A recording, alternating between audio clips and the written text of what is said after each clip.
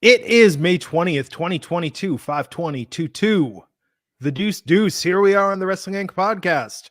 I'm Glenn Rubenstein, joined by Alfred Konuwa and NYC Demon Diva Issa. Tonight, talking about AEW Rampage and SmackDown. There was one reason we all tuned into SmackDown tonight, and maybe it was the unification of the tag team titles, but I think it was another set of tag team titles that we were all very interested in seeing how WWE would address, and we'll talk about that and much, much more tonight. But before we hop into it all, Alfred, what is going on in the news? Well, this is hopping into it, and that was a great transition. I love that comparison between the two tag titles because, yes, we were excited about two things, and they both got payoffs. We got a payoff in the main event, which me and Issa were skeptical about this, thought maybe it would be a schmoz. Nope, it was a payoff. And then before that clean finish, right before the main event started, we did get our biggest news story to lead off this show, breaking news if it were, that Sasha Banks and Naomi have been indefinitely suspended from WWE. Michael Cole basically reiterated the talking points from the press release. He said that Sasha Banks and Naomi let down the WWE universe. They, quote, disappointed millions of fans, acted unprofessionally, laid down the title on John Laurinaitis' desk, as was in WWE's statement, and walked off. So not only are they suspended indefinitely, they are also stripped of these SmackDown or these women's tag team championships. There will be a tournament to crown new champions for these women's tag team titles, which continue their odyssey. And it gets juicier because earlier in the day, story broke based on Kazim from Muyade, who used to be a writer for WWE. Yes. Shout out to Kazim. He's a great guy. And he said that he claimed that Sasha Banks and Naomi don't have much time left on their contract, could be as little as 2 months. So that is something to keep in mind, that Sasha Banks and Naomi's contracts seem like they're very close to coming due. I know a lot of people talking about potential freezing of contracts and whatnot, but with only 2 months left, they do have a tremendous leverage, and I think it changes a lot of dynamics of this story. But with all this developing, I'll throw it to you, Issa, in terms of your reaction to the suspension and what you think about these latest developments.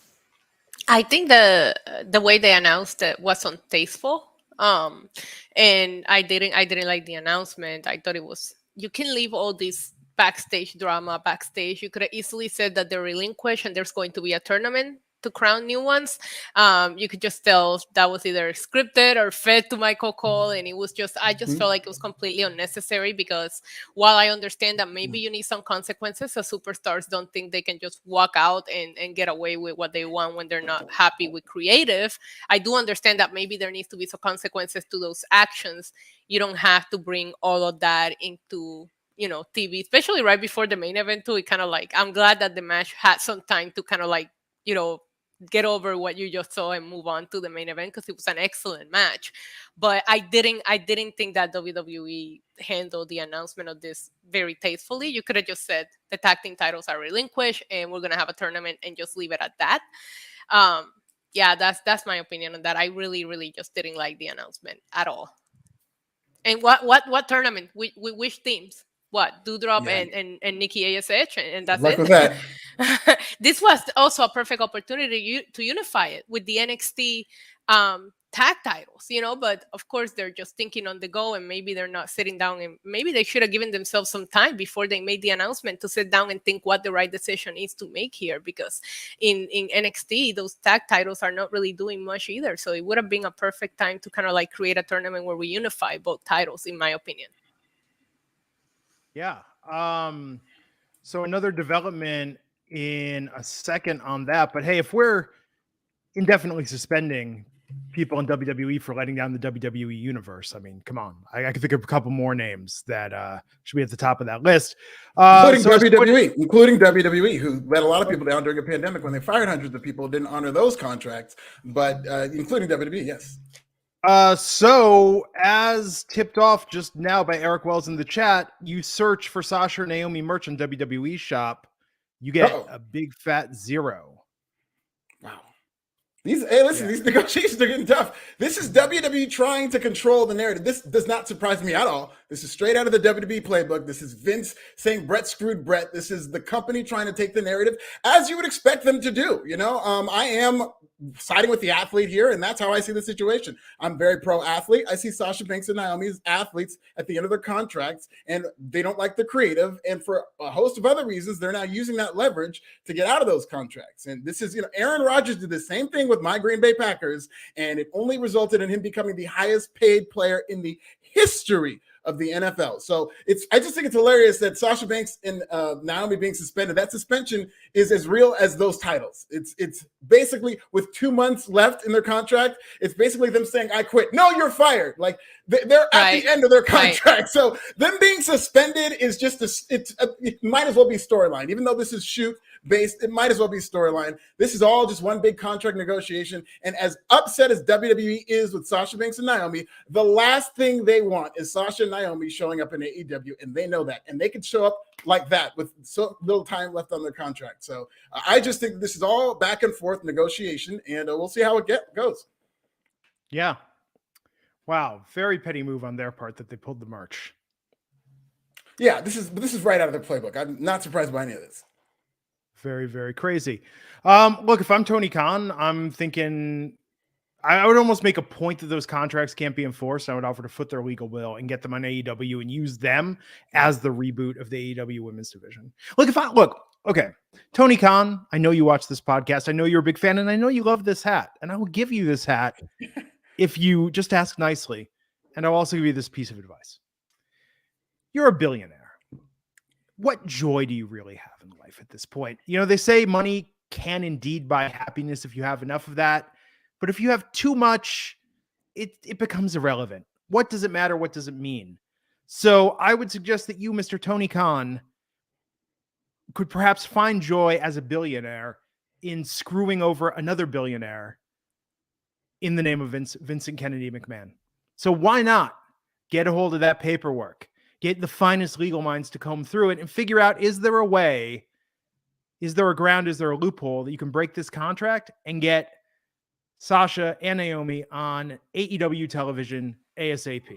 And I think can't wait to see them at 9:30 p.m. every other Wednesday. Well, I think the main event every week, but you need joy, TK. You've bought everything else. I think this is where happiness might truly lie. Yeah, the idea of Sasha Banks and Naomi showing up in AEW is great for fans. It would be a great moment. It would be a great sea change in wrestling. The execution, I have questions about. This is a company and a fan base and an ecosystem up and down wrestling that knows nothing about women, that does not know how to book women. And unless you need a mean girl character, it's not going to know how to really dive deep and connect with any women. So, it'd be good initially, and they would get paid, which is also what I think would be a great thing for them. But the execution of their characters in AEW, good luck with that. Amen. Hey, if Tony has learned anything, it's that, again, money can't buy happiness, but it can buy ratings. It can't sustain them, but it can buy them.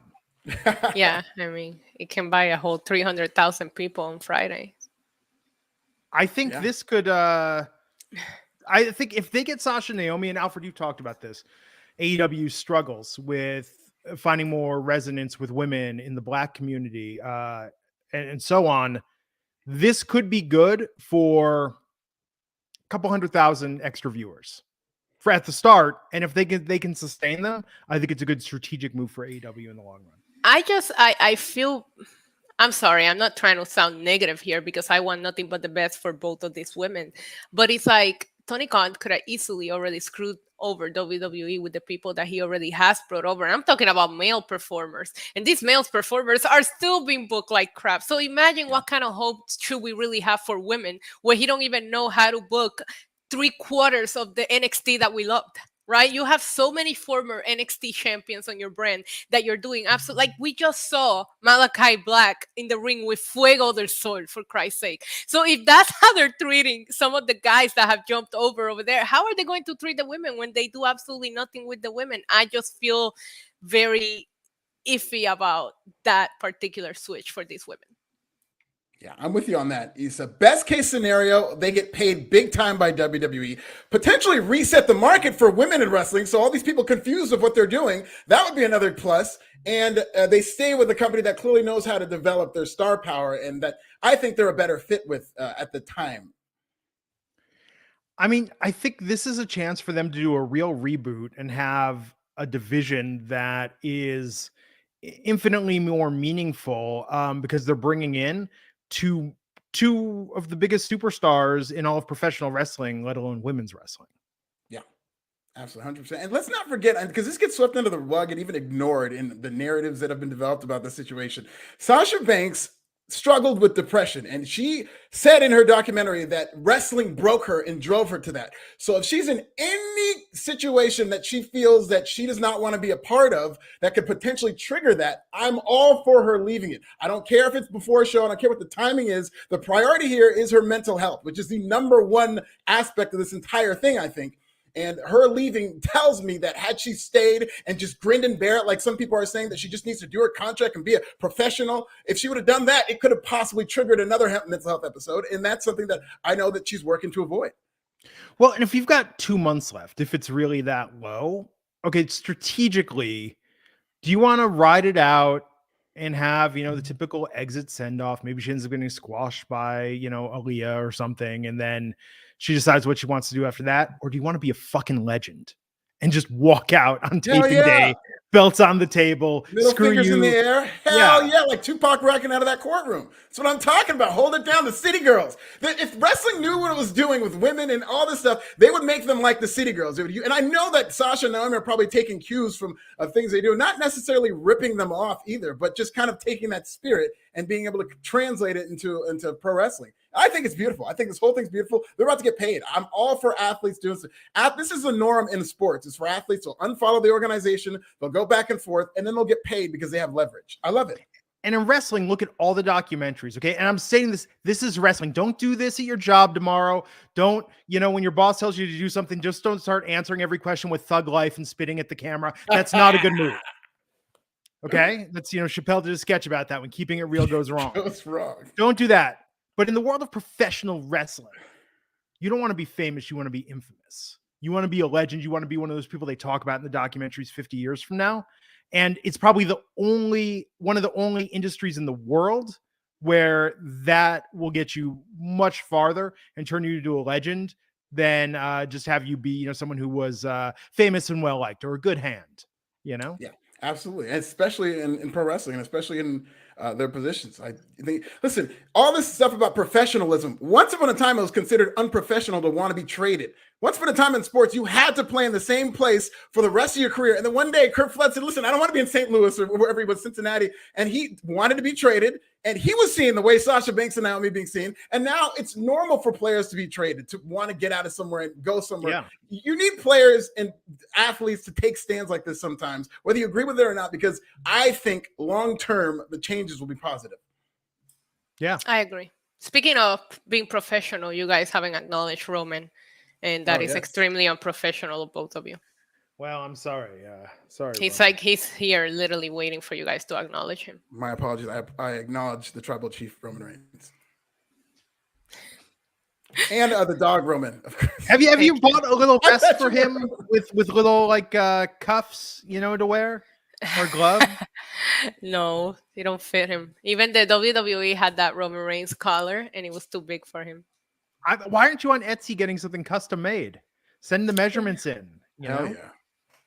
Teach him to do the entrance. I'm just saying that's content and a half. So let's see what else we got.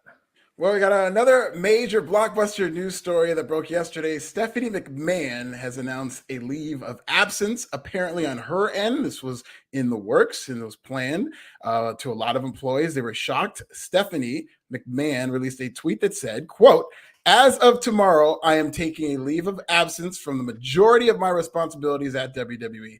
WWE is a lifelong legacy for me, and I look forward to returning to the company that I love after taking this time to focus on my family. Of course, Triple H recently announced he is retiring from in-ring competition, just recently returned to his duties, which have changed dramatically, which will be our next story. And he also had a life-threatening issue with his heart, so that might be behind this. There's also been a lot of wild rumors that they're denying any mention of marital strife between them has been denied by people close to the situation. But Stephanie McMahon is allegedly going to take a long time off and come back when she's ready. What do you think about this, Issa? There's a lot of speculation, and obviously we'll get into who took over her duties, right? Because a lot of people are saying this is the Nick Khan finally taking over. But in my opinion, I'm not going to speculate about people's personal life. I just feel like if somebody deserves a break, it's probably Stephanie McMahon, who's been doing this since she was a teenager. And I'm pretty sure the stress of continuing to work while dealing with the health situation of Triple H on top of being a parent, I think it's a lot. So I personally feel somebody deserves to say, hey, I'm gonna walk away for a little bit, you guys hold it down. It's Stephanie McMahon, regardless of how we feel about her as a character or non-character. Yeah, absolutely. No, I hope things are okay, and I hope this is a good break. But I think of this in terms of succession, and next season Shiv gets tired of Logan Roy's shit, and it's just like, you know what, I'm stepping away for a while. Right? We could see that. That could be inspired by. I could see her doing that. That would be up her alley. Yeah, I mean, I think Stephanie McMahon has been doing this for a long, long time, and this has got to be very strange what's going on. But again, I'm speaking, giving advice to people. Shane O'Mac, now is your chance to turn Monday Night Raw Underground into a 3-hour show. Make your move, buddy. There is a power vacuum, and you need to fill it. I can't right wait. there for the taking. We did see Shane McMahon be relieved of his duties as well, temporarily, though he's back, it seems, in the good graces of WWE. But yeah, very interesting. Listen, if I'm one of these people in the front office who now has to report to Nick Khan, and he comes in like, hey, so what do you do around here again, man? It's going to be some nervous people in Stamford, given how quick his trigger finger is in terms of all the people who have been laid off. So I just, my heart goes out to all the people coming under and a new administration here at WWE in Stamford, but I'm sure it's all going to be fine. And obviously the priority is Stephanie McMahon and her family. She's obviously doing the right thing, but just very interesting that Nick Khan is now have even more power as if he needed it. Nick Khan's going to turn WWE into Theranos, just start locking everything down, badges to get into different departments. What creative? Nobody goes in there. You're not allowed in there. You're not cleared to go in there, You need to sign an NDA to even enter the building. Absolutely. What else we got? Well, our final story is about Triple H related to this.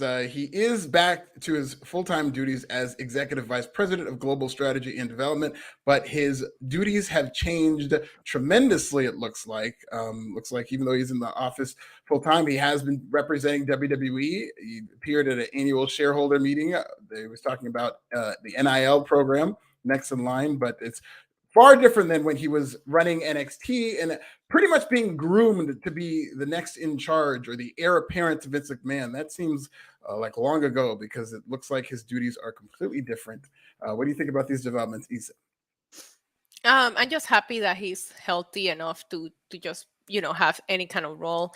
And I mean, I lost hope on NXT going back to what it used to be a long time ago. But I do think this next in line program could really be something positive for WWE. Hopefully they do take it seriously and run it the right way. I think you could find some stars there. Yeah, I mean, him being back to work, it had to have been tough, him being sidelined this entire time. I'm just picturing like if WWE Studios remade Mr. Mom, but with Triple H just at home, and it's just like, oh my God, I can't wait to get back to work. Like, this is actually much worse than having to go to a 9-to-5, and he's just itching to get out of there at this point. So. Kind of like Tom Brady. That's probably why he came back from retirement. Spent like 1 week at home and he was like, I ain't doing this. Forget this. I mean, Vince is never going to retire. There are some people that just can't have downtime, Yeah, Vince himself says, I'm going to die in the chair. He says it all the time. Yeah. Yeah. Well, that is the news. So we got some super chats coming in. Let's see what we got. Antoine Fair, $5 super chat saying, I've been feeling like the Bloodline has been getting beat up too much. They need a moment like this to get their heat back tonight. Issa, do you agree? It was a great moment. I loved everything about it. I thought it was incredible. And yeah, I agree. I loved the crowd reaction. The visual of them holding all of those belts at the end. It's a beautiful thing if you're a fan of the Bloodline. Yeah. Yeah, no, I thought this was great for the Bloodline. You're going to see them all with 2 belts, which they were teasing a couple weeks ago, and I think that's going to be great for them. I don't think they've been getting beat up too much. I think they're just heels who sometimes you do have to get beat up to build to a match, but they've won all their big matches. I mean, they really pretty decisively won that 6-man match earlier this what was it, WrestleMania Backlash, and they won again. So all they're doing is winning this whole faction. I do think it helps with a little momentum for Roman Reigns since there's no opponents or nothing going into his storyline. Him making it all about the Usos and the Usos getting this win, it kind of puts a little bit more of a push on what they're doing with Roman Reigns, which is nothing. So it's a good thing he's part of a faction right now.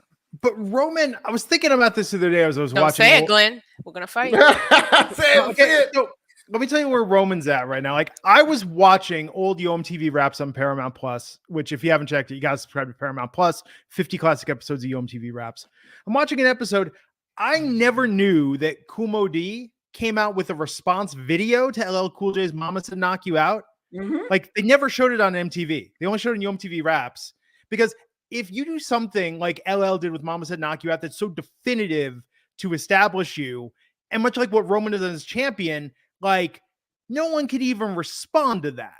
You deliver, you hit the pinnacle of your career, and it's almost Kumo D had gone toe-to-toe with him, looked like an absolute chump trying to respond and rekindle their feud at that point, and Roman's at that level now. There's no one for Roman to feud with. That Roman, it's part of the reason LL had to stop rapping and move to acting, because battle raps were such a big part of who he was. There was no one left to fight anymore. I do agree with you. I think anybody trying to go against a tribal chief right now, unless we're talking The Rock, is going to look like a big wuss. Yeah, it's really tough. Antoine Fair, $5. Alfred, when they suspended their contracts and froze them, they owe that time. It's not running out till they come back. That's what Tony Khan needs to fight. No, but you don't need to fight it, because this would be a problem if they still had a couple of years left on their contract, a couple of months. All right, go in there and do your John Moxley, do whatever they tell you to do, and then leave. Who knows what's going to happen if WWE goes too far and trying to quote unquote bury them? They're going to create cult heroes out of them, and it's going to be even sweeter when they show up. A couple of months to do these with your contract. They played this correctly. It's easy to look at this as some irrational decision that they're making, but them doing this seems pretty calculated if it's at the end of their contract, where if they do come back a couple of months, farewell tour and peace out. Assuming they leave. You can free somebody's contract if they can't show up and perform the duties and they're injured, or there's something is preventing them from showing up. They're suspended indefinitely. This would be like somebody calling a timeout, like the defense calling a timeout when your offense is on the 1 yard line, and just having an infinite timeout. And it's like, well, I guess we can't complete the game. You can't indefinitely suspend them and not honor their contracts during that if they're willing to show up and work. And you know how else they can add time to their contract is by signing them to an extension for millions and millions and millions of dollars. So this whole stuff about the contract, it's make-believe. That contract is Play-Doh. WWE treats it like Play-Doh, so it's about time a couple of athletes do and tear it up, okay? This contract means nothing. The renegotiating, they're either going to get a new one or they're going to leave. Yeah. Jason Hunter, $2, wants to know if I'm going for the Jason Mraz look. Well, if you've got the poison, I've got the remedy. And that's the only Jason Mraz song that I actually know. Isn't it Mraz? Is it Mraz? I always thought it was Mraz, but I guess it's Mraz. I don't know. I did respect, I guess he called his follow-up album Mr. A to Z, and I was like, that's clever. That is clever. Never listened to it, but that's clever. So what do we got? God, now we have to talk about actual wrestling tonight. Yes. It'll be over before you know it. This behind the scenes stuff is so much more interesting. Let's just do a show about that. Let's just do a show about that every week. About the behind the scenes of wrestling. We won't talk about a single match. It'll just be all about gossip. We can dunk on wrestling journalists that get stuff right or wrong, rumors and scoops, and we can talk about the fits, like the fashion. Yeah. Hell yeah, the important thing. entrance music. I mean, all the stuff that's actually more important than the in-ring competition itself. And hey, if you like in-ring competition athleticism, watch a freaking real sport, okay? Because this is predetermined, right? This is like talking about Hollywood and the pictures and whatnot. But let's talk about tonight. Rampage was on a 4 p.m. Pacific. Sure, it's going to do another record rating this week. It's open with the House of Black, Malachi Black, Brody King, and Buddy Matthews versus Fuego del Sol, Evil Uno, and 10. Issa, what did you think of this match and House of Black getting that win? I thought it was a fun match. I don't like House of Black in this feud right now. I think they did announce they're going to be facing Death Triangle at Double or Nothing, if I'm not mistaken. So I'm a little bit better with that. But this feud has also gone on for a very long time for kind of like no reason whatsoever. But as far as in ring goes, it was a fun opener, and it's always good to see them in action. I love seeing Buddy Matthews just get so integrated, even though he looks like he doesn't belong with the House of Black in the ring. He does look like he belongs with them, but he's still so clean cut compared to the other two that it makes me laugh every time. Yeah, Alfred? Yeah, this is really good. I thought I really like Brody King in this match too. Him and Evil Uno did a couple big guy spots, and it was fun to watch. But I thought they're good. I like the House of Black, but I mean, to Issa's point from earlier, I just thought Aleister Black is one of those guys, or Malachi Black now, that I just thought when they first had him there, those first couple of months with Cody, he seemed like a guy I thought they could build a company around and being a kind of where Adam Cole is right now. And I just think that he's just in so many meaningless matches now, and there doesn't seem to be much juice to him in this faction. Exactly. Well, and he could be feuding with so much better factions. Like there's a lot of good trios that you could really have him go against, and you have him like this. Just felt like a match just to put him on TV. It's that Cody effect. Cody put over Darby Allin, made him a star, and now Cody's gone. Darby's gone ice cold. Put over Sammy Guevara. Sammy's kind of gone ice cold, although that's a booking. And Malachi Black had that feud, and he was white hot. Now he's gone ice cold. It's that Cody effect, man. This is what they should have paid for to keep him. Wow. The Cody effect on Antonio Gogo never worked out either way. He did solve racism, though, so let's give him some credit for that. And Death Triangle showed up with a tombstone for House of Black after the match, building up their match at Double or Nothing. Yeah. Penta's really committed to this gimmick. I think the only reason it works, because it does look a little cheesy, but Penta's really committed to it. So I think he puts it over. Okay. We'll see. You know what I mean? So we had a Gun Club backstage with Max Caster. Anthony Bowens is injured. When he gets better, they're going to have a scissor party. Yeah.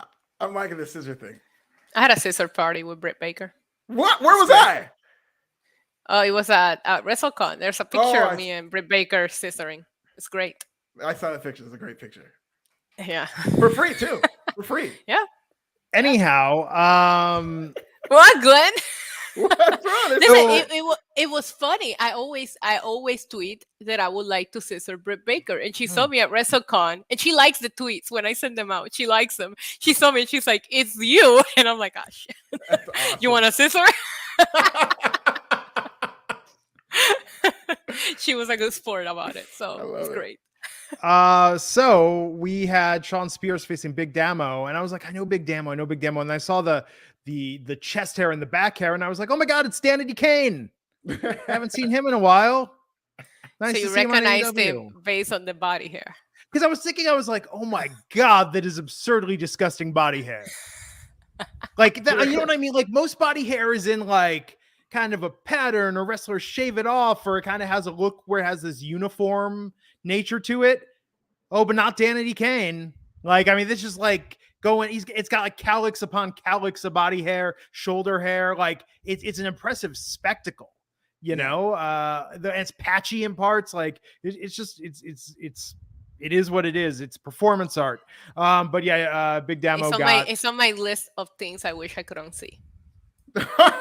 Chris Jericho called it a sweater. He said, and he's got a great sweater on. Bro, that's why I like Danny Kane or Killian Dane so much when he had long hair, because he looked even more like a wild animal. Like he's got all this body hair, but then a clean shaven head, so he can groom. It kind of takes away the mystique that he could be some wild animal. I love Killian Dane with the kilt and long hair is one of my favorite NXT wrestlers of all time. He's in probably my top 10 to 15. Pete Killian Dane. People forget about this. Pete Killian Dane was a bad dude. Wow. But he got beat by Sean Spears in like 30 seconds. Yeah, no interference or anything. This is he looked good, and apparently he was pretty over with his crowd, but I was very surprised at how easily Sean Spears beat him. Yeah, and then you have to get Sean Spears some wins here if he's going to face Wardlow this Wednesday on Dynamite. Yeah, I personally thought the segment on Wednesday was a good enough job to set up the match, without having to do this match necessarily, but it was good to see him in AEW. It was just like, the performance wasn't the greatest. Like Sean Spears against a giant that he can beat in 10 seconds is not impressive. Promo from the Undisputed Elite. Adam Cole thinks he's going to face Rilo Kiley in the finals of the Owen tournament. I mean, that's probably not going to happen. No, it's going to be Samoa Joe, but they're just being heels, and they pretty much spoiled the result of that match by being so confident about it. Yeah. And the Young Bucks and the Hardys at Double or Nothing. It's going to be good. Yeah. Yeah, it is. Yeah, it is. I'm sure that match is going to be insane. Also, Kyle O'Reilly and Adam Cole, nothing we've seen before, right? Yeah, seriously. Let's run it back. They're doing the same thing over and over. It might be time to cool off Adam Cole. Like, he can take a back seat and be in the TNT title division and toward the bottom of the card if it means they can bring up some of these other guys they've cooled off, including Miro, who's completely disappeared off the face of the earth. I was hoping for Miro as the Joker. This last Wednesday, I thought that would have been awesome to just see him make his return, and see him against Samoa Joe in AEW would have been a fun match. Yeah. Well, Alfred, what did you think about Red Velvet versus Chris Statlander tonight? I thought this was good. I thought this was her best match, Red Velvet. I was rooting for her to win. 50-50 booking by AEW to give her the Entertainer of the Week. The Sports Entertainer of the Week award went to Red Velvet, and then she went and lost. So 50-50, but still a very good match. I like Chris Statlander. It's good to see her back. It's just, I don't understand what this gimmick change was. Like, I know she changed and she's wearing new gear and she has new music. What was the change exactly? She's still an alien? She got her Earth citizenship. So yeah, she's naturalized now. Yeah. Really? They were putting that over? No. Oh. That's a good story. I was happy for her and everything. No, but they've done this in WWE. It's like when Bray Wyatt went solo, they didn't mention the Wyatt family anymore. Like, I hate when they do that, when it's just like reset, But they were just talking about UFOs. They just had the government, the Pentagon just talked about UFOs and whatnot. That would have been a perfect opportunity to do something with Chris Statlander in terms of linking that. But see, they're onto her, and now she has to lay low on the alien. Yeah, see, that's what it is. This was a really fun match, though. I like this. Chris Statlander got the win and advances in the Owen Hart Women's Tournament. I personally thought that Red Velvet was going to get the win here, given that we kind of like threw Chris Statlander in there as a last-minute replacement for Cheetah. So I really, going into this, and with the baddies kind of like being so over with Jay Cargill right now, I really thought that it would have been great for Red Velvet to get the win here. But overall, it was a fun match. Good to see Ruby Soho on commentary, giving continuation to the match that they are going to have in the Owen Hart tournament. Yeah. We had a promo from Ethan Page, Scorpio Sky, and Dan Lambert, who dresses like he buys his clothes at Costco, in the ring. Like, seriously, dude, you're on national TV. Like, these shiny shirts on Amazon are like $30 a pop. What's wrong with Kirkland's signature? I own some Kirkland signature clothing. I get my Costco clothes, but I'm just saying, like, you're on freaking national television, dude. Like, try and look like, you look like you were dropping your kid off at AEW and somehow found your way backstage and somebody thought you were like famous and put you on TV. It was a very baggy sweatshirt fit. Yeah, I'm just saying, do something, man. Have your stuff fitted. Get some stuff tailored. Look nice. But he's bringing down the heel. That's how he gets heat. And you know what? I think because the men of the year, they dress all flashy. So by comparison, it stands out even more because Ethan Page is in like a fitted pants. He got the capris on with no socks, and he's got the Hawaiian shirt that he stole from me. And then he's got Scorpio Sky with the 2 chains, and they're all fitted and dressed in GQ. And then standing next to Dan Lambert, it stands out even more. I think he's doing it to get heat. Okay, but he can look nice but subtle. Like, do some color coordination, do something, man. I don't know. Like, it's just not helping. But anyhow, they want Sammy Guevara took one of Scorpio Sky's TNT titles. Sammy was smashing it with the sledgehammer. And Frankie Kazarian entered and smashed the belt as well. That belt gets changed a lot. We've had a white TNT title belt. We've had a red one. We've got black one. Next one's going to be yellow, I think. Yeah, there's been like at least 5 or 6 belt designs for the TNT title. I want the TNT title to feel like a bigger deal. I personally feel like it died after Miro. I thought it was going to take a little bit of a change with Scorpio Sky, but the hot potato in him with him and Sammy Guevara and continuing this feud is not doing the TNT title any favors, which at one point I was more into the TNT title storylines than I was into the actual world title match. So, you know, I want them to stay away from this feud and let Scorpio Sky go on and establish himself as TNT champion. When Cody Rhodes was TNT champion, it was the hottest belt in the business. Now he's gone. Again, everybody is suffering in AEW from this Cody Rhodes effect. Everybody. Butch. Yes. What did you think about Britt Baker and Toni Storm facing off backstage at Issa? I can't wait for this match. I'm actually really looking forward to these 2 women facing off. Especially, I am looking forward to see who wins. It feels a little unpredictable here, right? I would prefer for Toni Storm to win here, especially Ruby Soho continues on the other side, because I think Toni Storm and Ruby Soho will be an excellent final for this tournament. But yeah, good face-off. I think they're doing a good job at pushing this Owen Hart tournament as a big deal, and this match is meaning something. Yeah, these tournaments are also good because it kind of forces them to come up with storylines for a lot of these women who don't get a lot of TV time, because they're going to have match after match. I love the fact that Toni Storm beat Britt Baker, because I think that also makes it unpredictable, where I could see this going either way. I think this is going to be a heated match. Yeah. Another update per Andrea on Twitter responding to my post about Sasha Naomi's merch being taken down. The Facebook pages for Sasha and Naomi are no longer active. The ones that were run by WWE, it looks like those have been removed as well. Well, Sasha unfollowed them. That's just their way of unfollowing them. So just, I'm going to delete your Facebook page. They're going, you can't tell people how to react. They unfollow you, they delete your page. My Uncle Charlotte tells me you can't tell people how to react. That's how they're reacting. This is all just one big negotiation. Okay. It feels like Mean Girls WWE edition. Yeah, follow me on Twitter at Glenn Rubenstein, and follow This Is Nasty and NYC Demon Diva as well, Diva to One. I'm sure we'll have more updates about WWE's petty moves against Sasha and Naomi over the weekend as we hear about them. Again, this story 100 times more interesting than anything we saw on TV tonight. Another breaking story. There is a child in Europe who got a pair of Sasha Banks sunglasses last week from Sasha Banks. They have confiscated those. So this is just getting so ugly. These poor kids. They have also confiscated the Lamborghini that she used to make her entrance at WrestleMania. They have now confiscated that car, so it's never seen again. Just it's getting ugly. It's getting ugly, guys. Update. Sasha Banks' relationship with Snoop Dogg has been suspended indefinitely, as WWE has said to Snoop, "Hey, you're going to need something from us at some point, pal. I need you to put that family relationship on hold." Now it's getting personal.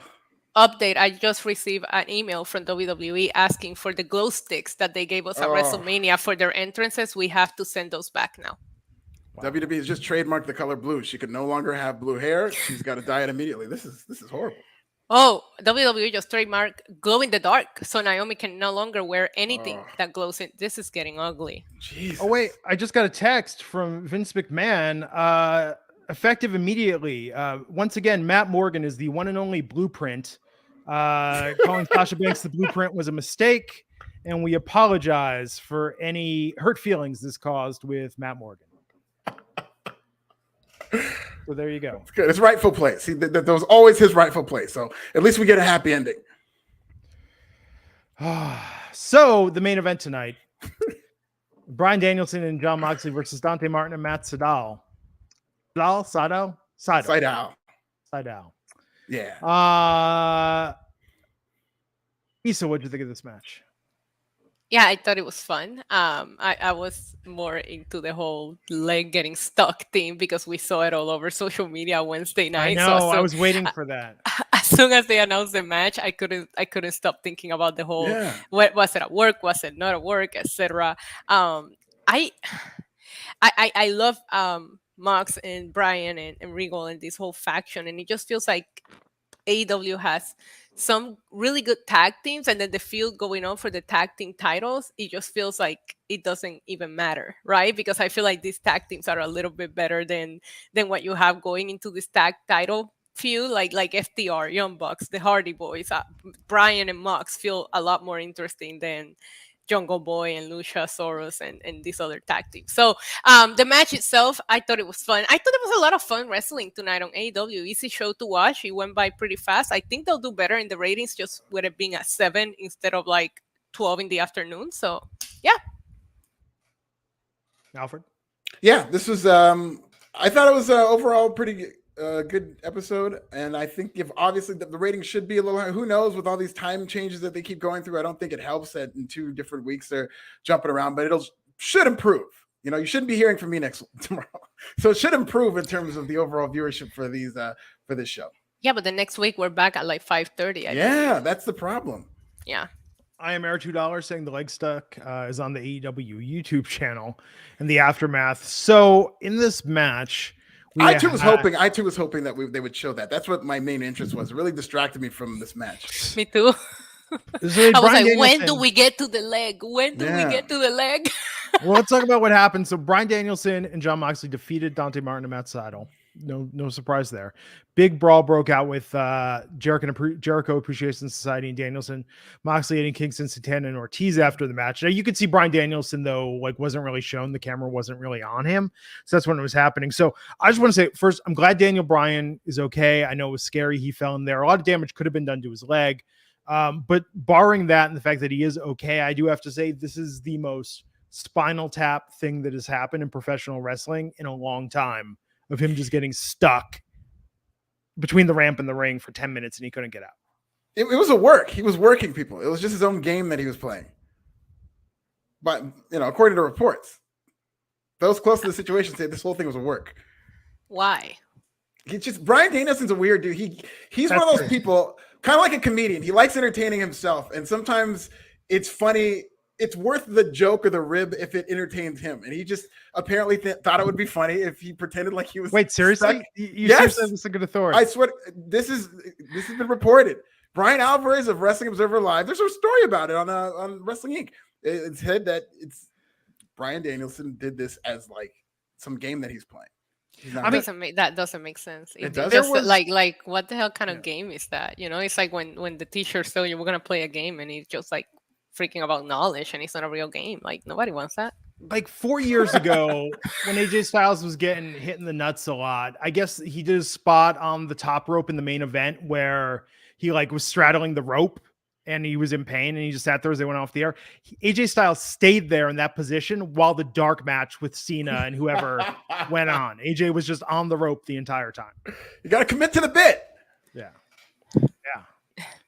But it was a very watchable episode tonight. Very watchable episode. Did you guys watch Dynamite though? Did you watch Dynamite? Because like there was like a weird promo right back and forth between them and Jericho Appreciation Society, and I thought it was so funny that Jericho says, "Well, Regal, you just became an addict," and then he looked at Brian and he was like, "And you haven't done a drug in your life," and I'm like, "Okay, what do you want from substance abuse? Do you want them to be addicts? Do you want them to not do drugs? Should they find a happy medium?" Like I didn't think that made any sense at all.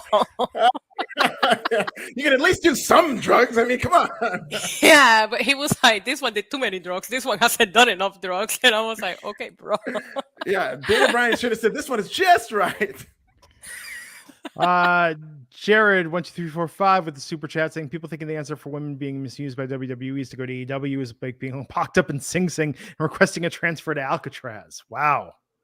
He's not wrong. I mean, that's a good analogy. You're going from one clueless promotion to another when it comes to women. So there's an industry-wide problem. Listen, I was working on this right as that Sasha Banks thing dropped out. I've gotten like 8 hours of sleep this whole week, but I'm going to have a whole piece about how bad this whole industry is at booking women. They do a bad job at booking women, and therefore it reflects when they advertise women, when they put advertising behind women and tell their fan base these women are going to be on TV, people tune out. That is not a fault of the women. That is a fault of how badly they are at booking them. The one thing that I will say that might make a difference here is that Sasha Banks really knows who she is as a character and can go on the mic, right? There's a lot of feedback that there's not really a creative team in AEW, and you have a lot of women that maybe not have that much experience and they struggle to find their character and to find who they are, where I feel like maybe a Sasha Banks could go in there and not necessarily need creative because she knows exactly who she is and what she wants to do. Same with Naomi. Naomi, with the glow and everything that she's done, really knows who she is as a character. So they might not need the support from creative as much as somebody that's an up-and-comer would. Stellar Justin Lopez, $4.99, saying, now watch WWE push the tag titles hard just to spite both Sasha and Naomi. Well, if they main did event that, of WrestleMania. Guess what? If that happened, guess what? Who are you going to think? Guess what? Whoever benefits from that, all these confused people in the locker room, you're welcome. Like, if that is the fallout from Sasha Banks and Naomi leaving, well, then even if it is despite them, they kind of achieved what their goal was to have these titles mean something. I'm not going to get into the minutia of the booking and the titles and the contracts. There's big picture issues that are so much more important, and one of them is them getting paid, which I think they will handsomely. Well, and it's funny tonight, Michael Cole almost had to stop short of saying something like they were scheduled for a 6-pack, and a lot of people thought Naomi was a lock to win that. Like, he had to stop short of talking the next step of why they didn't want to do that. It was very weird. The women's tag title will main event WrestleMania. Yeah. Wow. I can see it. So I just started to the main event. I started drinking this, not a sponsor. I started drinking this before tonight's episode, and I just finished, and I want more desperately. Olipop has this grape soda. This 4 grams of sugar, 9 grams of fiber. I have to say, for 45 calories, this is one of the best grape sodas I've ever had. It tastes just like the grape soda I remember and love, but it's got probiotic properties and it's very tasty. I'm trying not to drink a lot of soda. I'm down like 12 pounds in the last 3 weeks, but I had this little treat tonight, and I have to say, this Olipop grape. There are other flavors, kind of hit or miss depending on your taste buds, but this is a definite winner. I'm going to be ordering much more of this tonight. In an Instacart order. Grape drink. Thanks. Seriously. Oh my God. And we've been eating ground lupin lately. Do you know about lupin? You heard about lupin? The lupin bean? No. The lupin bean. Okay, so it's a bean. It's a legume. And it's pre-cooked, dried, and ground up, and you rehydrate it. But it's like almost like couscous. We've been using it as like a rice replacement. And it's all fiber. It's like no carbs, all fiber and protein. It's been so good. I'm the most regular I've ever been in my life. The looping being sounds like a South Park character. I'm sorry. Yes. Yeah, it does. But it's good though. It's very filling. So we've been having that like as a side with foods, or having that in tacos and stuff. It's been very good. I don't feel like I'm really denying myself, but I'm telling you, it's a bit of a shock to go to like watching sodium intake and salt and things like that, because you realize there's salt in freaking everything. Yeah. Every little thing. All the delicious things have salt. I know. That's been the hardest thing to replace. And people are like, oh, just squeeze some lemon or lime on it to brighten up the food. And like, no, it's not the same. Just not the same. I haven't been able to eat for like a whole day, so this conversation is great. Oh, really? Yeah. Oh, yeah. How's stuff going on that front? Horribly. But maybe I'll try the looping bean. Well, if you need a pick-me-up, we watched both Paddington films the last 2 nights. And because everyone was saying like Paddington 2 had 100% on Rotten Tomatoes, one of the best reviewed films of all time. I was like, well, am I going to feel lost if I didn't watch the first Paddington?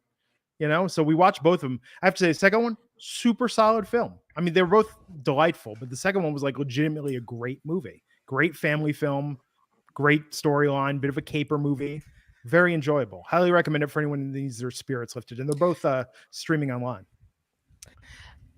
Thank you, Glenn, for the suggestion. I personally watch Captive Audience on Hulu. It's a true crime documentary, and I highly suggested that. That whole thing was so messed up. I didn't realize like this family went through so much. Like they had a kid kidnapped when he was 7, and he came back home like 7 years later. Oh wait, is this about the Stainer family? Steven Stainer? Yes. Okay. Oh my God. Yeah, go and watch this documentary because it's the family telling the story, and then the brother becomes a serial killer. Like it's crazy.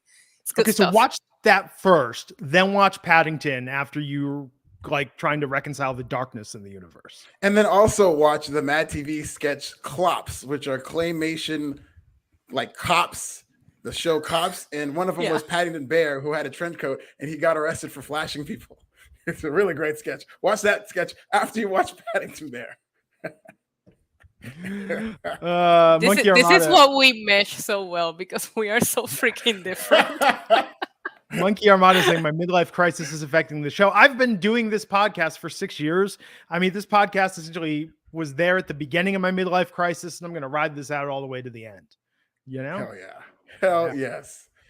It's good times. So let's talk about SmackDown. So now we already spoiled the most interesting part of SmackDown tonight, which is that suspension. But man, did they build up the Usos versus RK Bro tonight. And Heyman's promo at the beginning, basically saying is the Usos being the greatest tag team of all time. I mean, we knew they were winning this match. Did we? I was just kind of getting nervous, like seeing Paul Heyman say build this up, and these fans seem very excited. In the back of my mind, I was like, man, I hope they deliver on this because they're really putting a lot behind this. And I thought they might have stretched it out to give them an excuse to do this match at Hell in a Cell, but they ended up delivering. And so, looking at it in hindsight, I'm glad they did this. Yeah.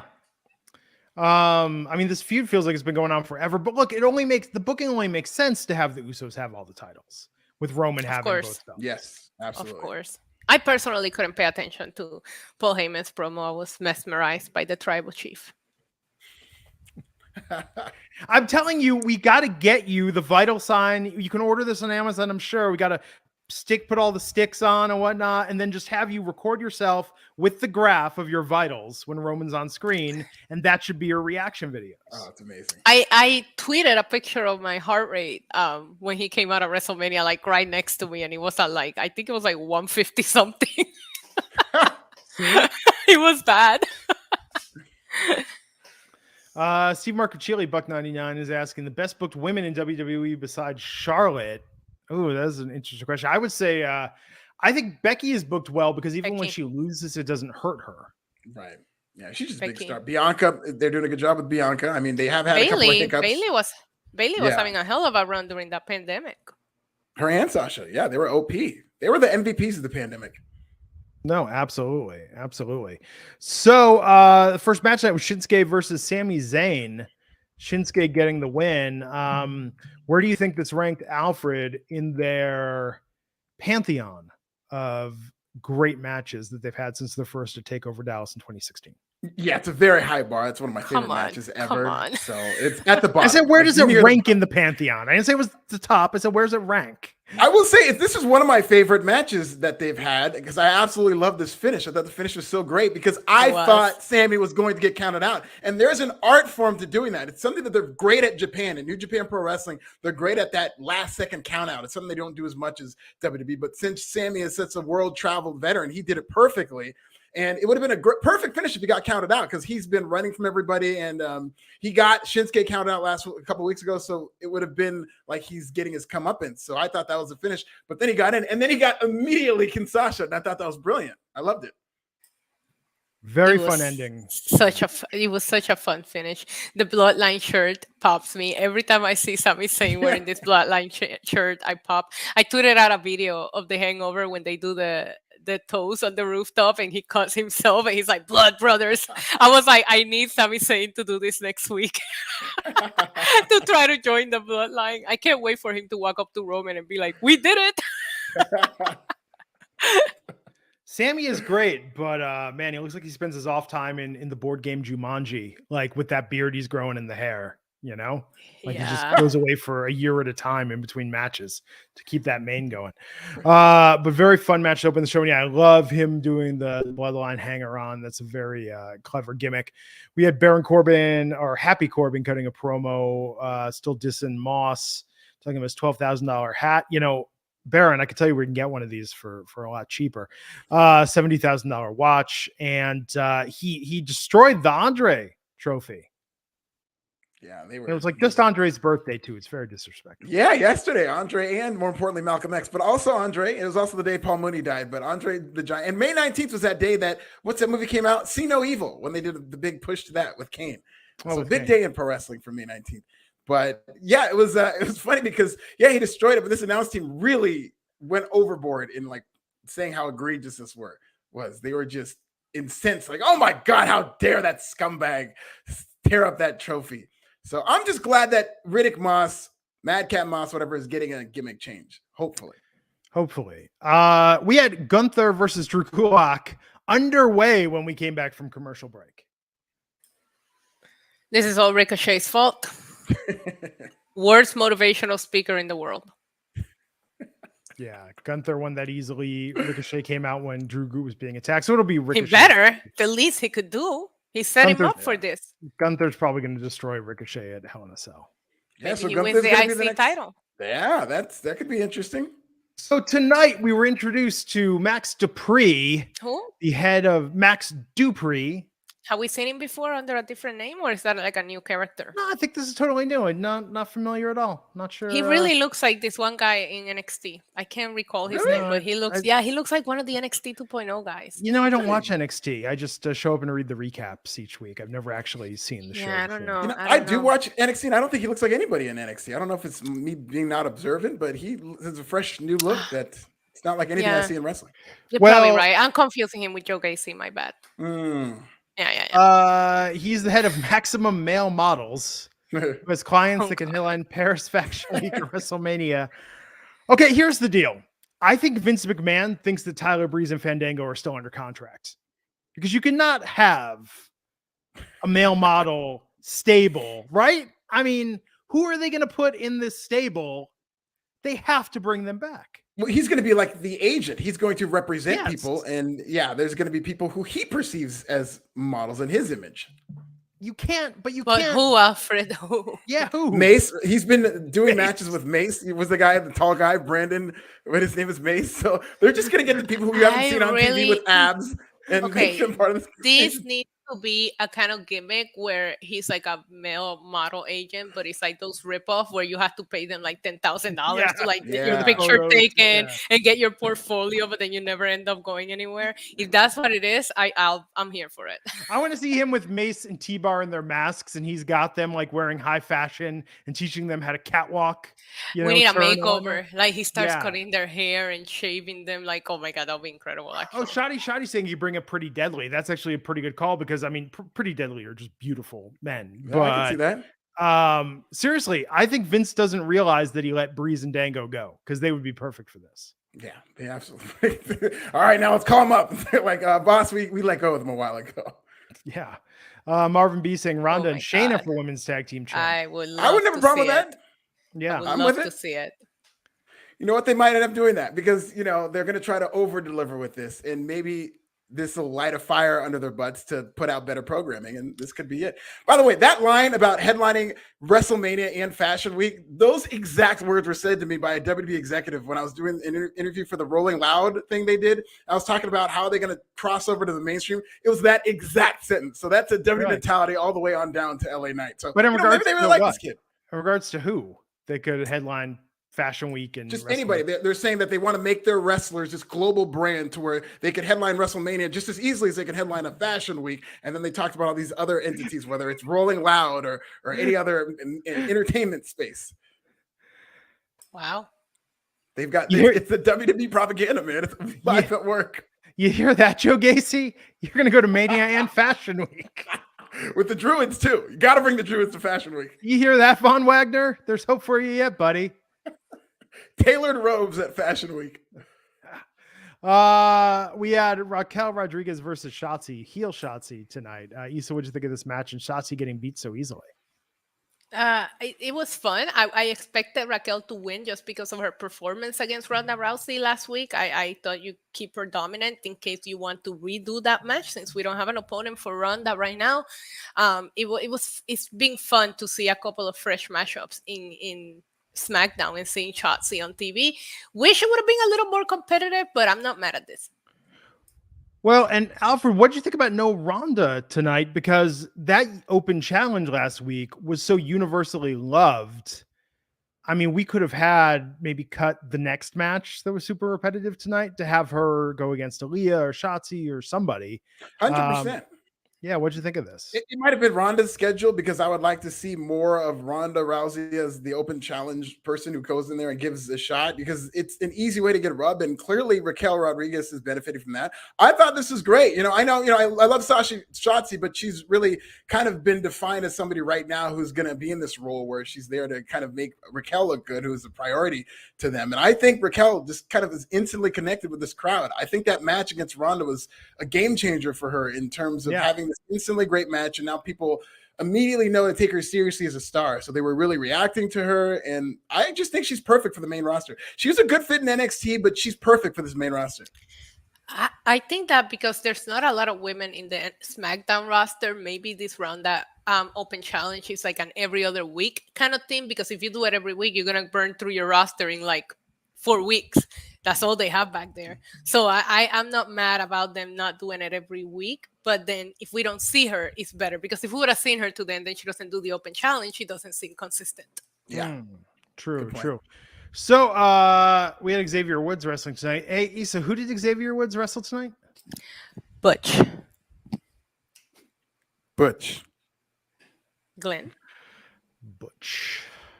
Gotta get up on the mic. Gotta get Butch. Yes. Ooh, that's what I'm talking about right there. So pretty straightforward match. Xavier Woods winning. Sheamus and Rich Holland entered. They attacked Xavier Woods, laid him out. He said Kofi's going to be back next week. Big E's injured, so they're going to have by the way, they're talking about Big E's injury in very like laissez-faire terms now, right? But it's not. It's being reported that it might be until 2023 before we see him. That's what well, if we even see him again, and I'm not trying to be overly dramatic about it, but that's like a serious neck injury. These things are not binary like something else, but they're like, oh, he injured Big E. It was like he might have ended Big E's career. Hope and pray he didn't. Maybe since it happened on television, they're playing it down. Some people don't really think about that moment. Yeah, I mean, I still think about it. It was crazy, but Xavier said they're going to have a third person for a 6-man tag against Sheamus, Ridge Holland, and who next week, Issa? Butch. Very interesting. Let's go Omos. Maybe they wrap up the Omos storyline on Monday. He shows up on Friday, ready to wiggle. The Omos with the New Day. Let's do this. He can wear a unicorn horn. He'll be the world's largest unicorn. They could both ride on his back on the way to the ring. Omos. Isn't that like super insulting on multiple levels? If it's someone else that it has like the same stature as Big E, isn't that like? Yeah, see, they shouldn't paint this as trying to replace Big E. Hopefully, this is like that's what I'm saying. I mean, I think that's unfortunately what's going to end up happening is that short term, they're just going to be a third member who holds it down for Big E, and hopefully they do it correctly. It's just the New Day is such lightning in a bottle that I don't think I'll stand for any replacement. Okay, you know what popped in my head? Who I'd like to see? I think it should be Otis. Oh, that'd be fun. No. He has his own tag team partner. No. It needs to be somebody from SmackDown that they're not using right now. Who aren't they using on SmackDown? Yeah, I was thinking Apollo Crews, but he's on Raw. Apollo Crews wouldn't be a bad one. I wouldn't mind that. It'd be like Jinder or something. Oh God, no. Kevin Owens is pretty funny as that third member of the New Day, true. But that was just to build up him turning on them. It'll be Kurt Angle, like when he did the fake Shield thing. He'll do the fake New Day thing too. Well, there you go. It'll be Sasha Banks and Naomi.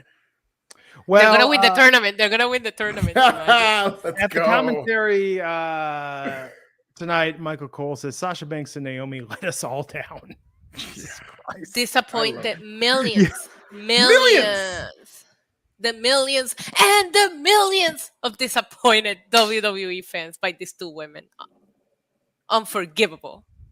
You remember those YouTube videos? The Unforgivable guy? No, what was that? Oh my God. You got this is OG YouTube. Oh, you're gonna laugh. I'm gonna send you the links. You will laugh. I gotta check it out. But yes, this is great. Listen, we all love when this happens. I know we're gonna react and dissect this, and really, again, I'm on Team Sasha, Naomi. I'm not trying to be too biased or whatnot, but I'm always on the side of the athlete when it comes to any situation with negotiations like that, because I think it'll move the sport forward when the athletes have more power, and nobody has less power in any sport than WWE superstars do in WWE, where it's just basically the Vince McMahon show. So listen, this is part of what's going to happen when there's a real life walkout. And we just kind of saw history unfold before our eyes. I think we should appreciate it like that. Well, here's what scares me about this. They said there will be a future tournament to crown new women's tag team champions. Future is very open-ended. Yeah. They could have said Money in the Bank. The first round will be Monday on Raw and the finals will be at Hell in a Cell. That would have made me feel better. If we involved the NXT women's tag teams in this, that's at least 4 matches they could have next week. Between teams from there, Raw and SmackDown.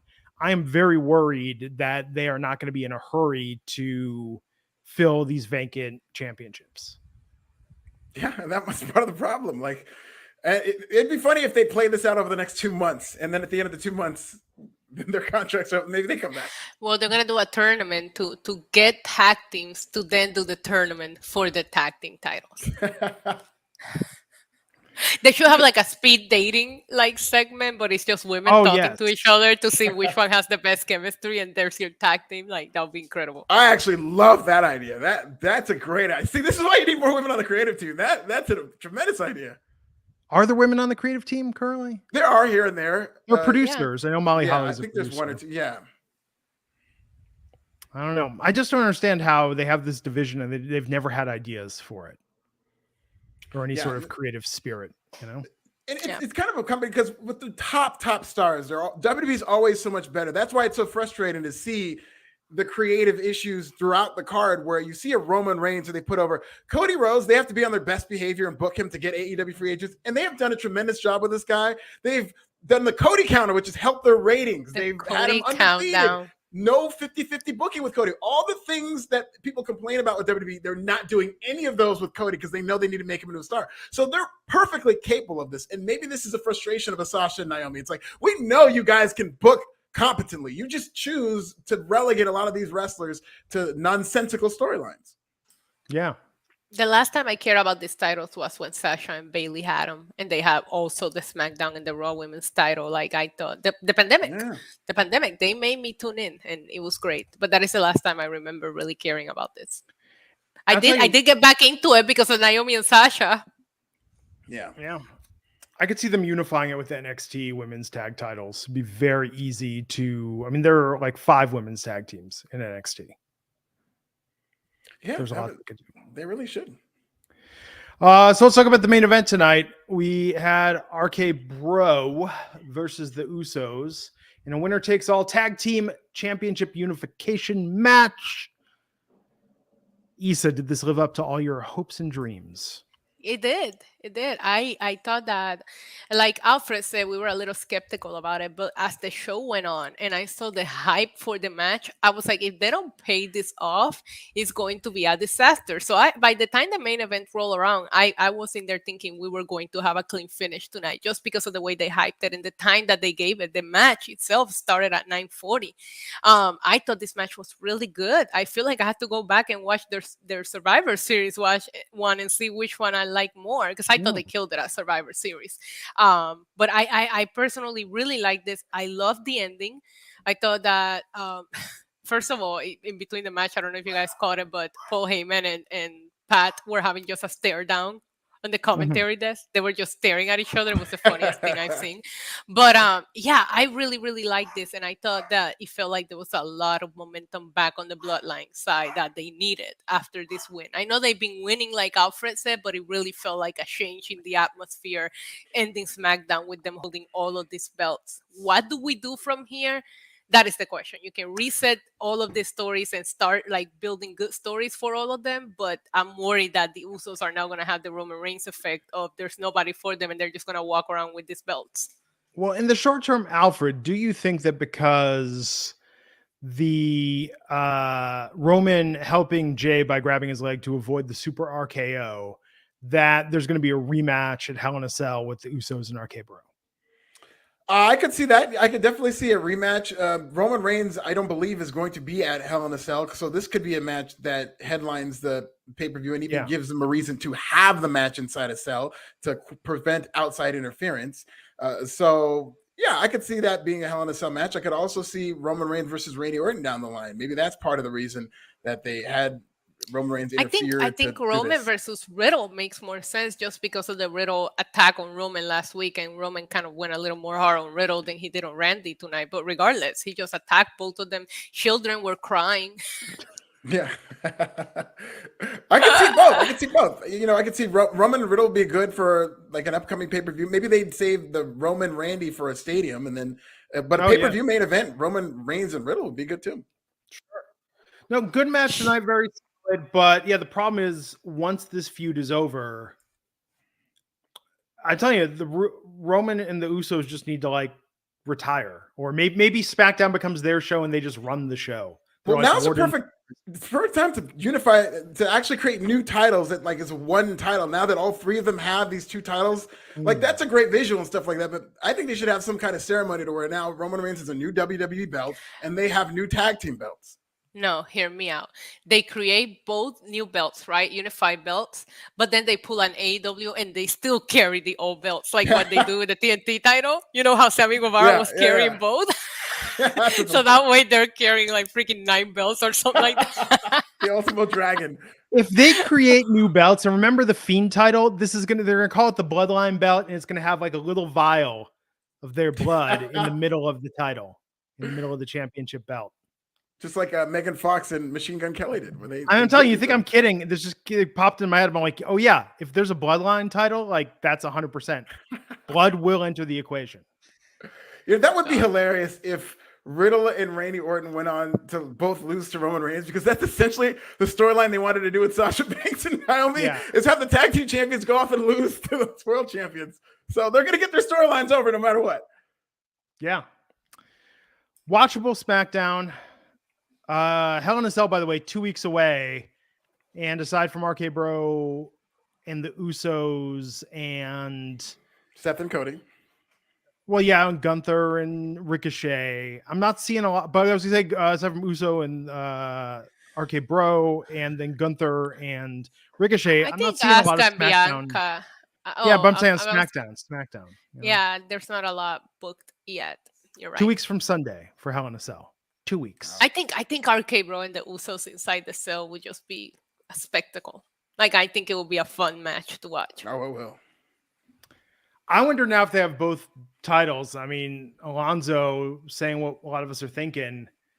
Now that Jimmy is a unified tag team champion, Jimmy might have some pull depending on how he feels about how WWE is treating Naomi. Yeah, but he didn't need those belts. Those are the last belts that he would ever even need to have a pull. And it's already there. The last name Anoa'i is his pull.